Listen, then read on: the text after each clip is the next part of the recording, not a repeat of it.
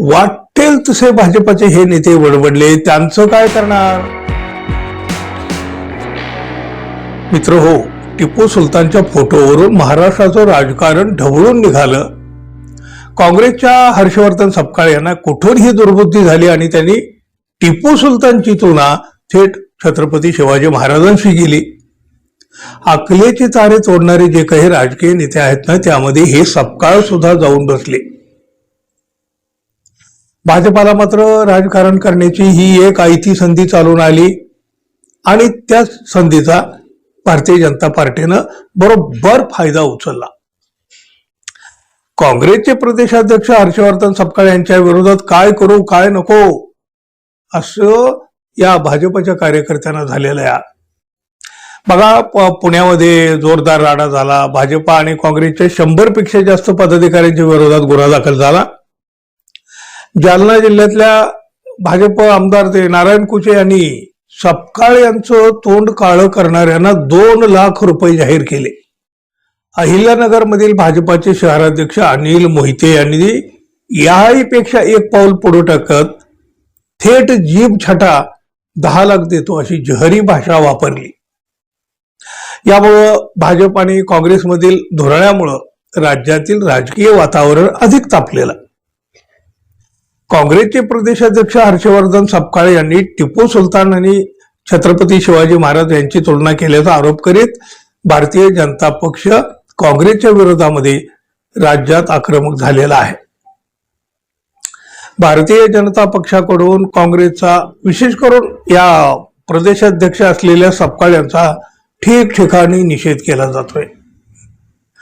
अहिल्यानगरमध्ये भाजप पदाधिकाऱ्यांनी देखील निषेध केला. जिथं तिथं निषेध होतोय आणि हे निषेध करणारे कोण आहेत तर ते भारतीय जनता पक्षाचे नेते आहेत, भारतीय जनता पक्षाचे कार्यकर्ते आहेत. हर्षवर्धन सपकाळ यांची प्रतिमा रस्त्याला चिकटवून ती पायाखाली सुद्धा तुडवण्यामध्ये आली. त्याचबरोबर भाजपच्या पदाधिकाऱ्यांनी जोडे मारून सुद्धा निषेध केला. अशा बेताल वक्तव्य करणाऱ्या हर्षवर्धन सपकाळ यांची जीभ छाटणाऱ्याला शहर भाजपाच्या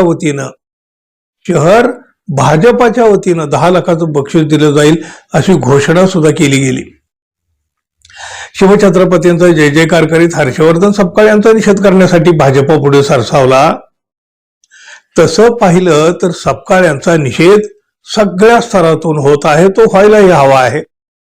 पण भाजपा एवढा आक्रमक का बरं झाला?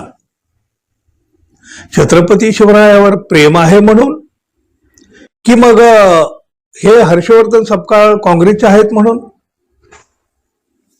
अर्थातच कुणी याला भाजपचं राजकारण म्हणतं तर कुणी याला भाजपाचा कांगावा म्हणतं.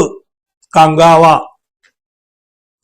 हे एक हर्षवर्धन सपकाळ बोलले, वाईट बोलले, चुकीचं बोलले, निषेध करण्याजोगच ते बोलले, पण तेवढ्यावर अख्खा भाजप त्यांच्यावर तुटून पडला. पण जेव्हा भाजपाचे नेते एकामागून एक असे शिवछत्रपतींचा अवमान करीत राहिले तेव्हा हाच भाजपा गप्प होता. का गप्प होता? पंतप्रधान नरेंद्र मोदी यांना आजके शिवाजी म्हटलं गेलं. म्हणजे तसं एक पुस्तक सुद्धा प्रकाशित केलं गेलं. पुस्तकाचं नावच होतं आजके शिवाजी नरेंद्र मोदी. छत्रपती आणि पंतप्रधान मोदी यांची जेव्हा भाजपानेच तुलना केली तो शिवरायांचा अवमान नव्हता का?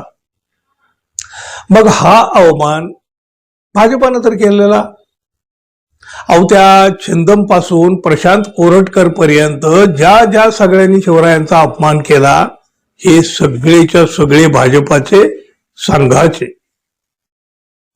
राज्यपाल पदावर असताना सुद्धा भगतसिंग कोश्यारी यांनी नितीन गडकरी यांची तुलना शिवछत्रपतींशी केली होती. तेव्हा भाजपा गप्प बसला का? गुदगुले झाले होते का त्यावेळेला?